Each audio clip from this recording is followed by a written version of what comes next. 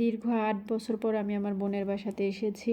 ওই যে থাকে না ফ্যামিলিতে কিছু ব্যাপার-স্যাপার মানে মনোমালিন্য এটা সেটা হয়ে থাকে সেরকমই। তবে এই ৮ বছর আমার বোনের সাথে আমার দেখা হয়েছে অনেকবার, কিন্তু তার বাসাতে আর আসা হয়নি। আর একটা বোন থাকা যে কতটা নিয়ামত এটা যার নাই সে বুঝবে, আর যার বোন আছে সে আরো ভালো মতো বুঝবে। ও হ্যাঁ, এর মধ্যে আমি একবার আমার বোনের শ্বশুর বাড়ি মানে শাশুড়ির বাসায় গিয়েছিলাম আমার বোনের সাথেই। বোনের বাসায় আর আসা হয়নি। তো যাই হোক, এবার এই ভিডিওটা কিন্তু সেই রোজার মধ্যেকার। তো রোজা যেহেতু ছিল, ভাইয়া হচ্ছে আমি আসার কথা শুনে অনেক কিছু ইফতারি নিয়ে আসছিল। যদিও সেদিন আমি রোজা থাকতে পারিনি, কারণ আমি অনেক অসুস্থ ছিলাম সেই সময়, এখনো কিন্তু অসুস্থ।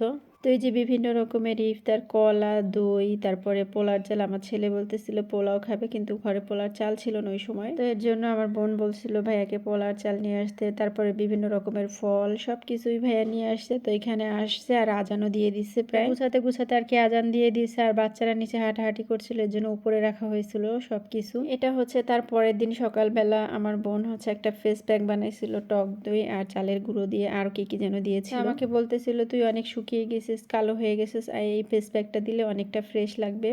তারপরে সকাল ছিল ওটা, আর এখন হচ্ছে বিকেলে আবার ইফতার টাইমে। তো এই যে আমরা সবাই ইফতার করতেছি, ফল, তারপরে দই, আরো আছে কলা, খেজুর, জিলাপি সবকিছু এখানে আছে। তরমুজ ছিল, বেল ছিল, জুস ছিল, আইসক্রিম ছিল। তো সবকিছুই যে যেটা পছন্দ করে সে সেটাই খাচ্ছিল। আমিও মজা করে আর কি ইফতারটা করেছি। তো তত একটা ভিডিও বানাতে পারিনি, যেহেতু অনেকদিন পর বোনের বাসাতে আসছি। সারাদিন গল্প করেই কেটে যায় বোনের সাথে। আমার বোন বলতেছিল এটাও একটা শান্তি, দুই বোন মিলে গল্প করতে পারতেছি এক জায়গায় বসে বসে ঘন্টার পর ঘন্টা। আমি বলতেছিলাম হ্যাঁ। তো গল্প করতে করতে তেমন ভিডিও বানাতে পারিনি। এটা ছিল তার পরদিন ইফতার করছিলাম। খেজুর, তারপরে মানে খেজুর তো থাকবেই, আর এই জায়গায় 2 রকমের জিলাপি আছে। তারপরেও ভাইয়া আবার জিলাপি নিয়ে এসছে, সেটাই দেখাচ্ছিলাম। তারপরে ছিল এখানে পেঁপে, আবার অনেক কিছুই ছিল, ওগুলো এখন আমার মনে নেই। যাই হোক, আপনারা তো দেখতেই পেয়েছেন কি কি ছিল। তো এটা আবার তারপরের দিন এই যে আমার বোনের মেয়ে আমার উকুন তুলে দিচ্ছিল, আর এটা যে কি শান্তি। আসলে না, নিজের বোনের সন্তানরা না নিজের সন্তানের মতোই। আর আমি যেহেতু আমার বোনের ছোট, তো আমি আমার বোনের বাচ্চাদের শাসনও করি, আদরও করি। এতে কিন্তু আমার বোনের বাচ্চা কাচ্চাকে শাসন করলে আমার বোন কিন্তু আমাকে কিছুই বলে না। তো যাই হোক, এই যে এই বারান্দায় বসেছিলাম, আর এই বারান্দাটার বসলে আমার অনেক বেশি ভালো লাগতো। তো যাই হোক, এখন আবার সন্ধ্যার সময়। আর এই ব্লগটা না কয়েকদিনের ভিডিও মিলিয়ে তারপরে বানানো হয়েছে, টুকরো টুকরো ভিডিও।